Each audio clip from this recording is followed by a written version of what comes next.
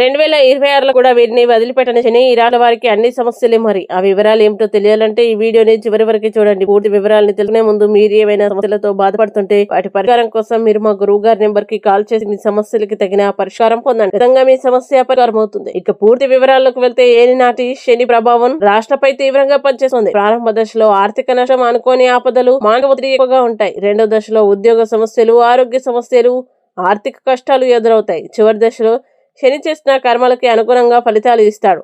2026లో కూడా శని 3 రాష్ట్రాలపై భారీ ప్రభావం చూపనున్నాడు. అయితే ముందుగా కుంభరాశి వారికి ఏలినాటి శని కొనసాగుతుండటంతో అలసట, ఆర్థిక నష్టం, వృత్తిలో ఒత్తిడి, ఆరోగ్య సవాళ్లు ఎదురవుతాయి. ఇక మీనరాశి వారికి 2026లో శని ప్రభావం మరింత ఎక్కువగా ఉండి ఆర్థిక నష్టం, అనుకోని ఖర్చులు, ఒత్తిడి పెరుగుతాయి.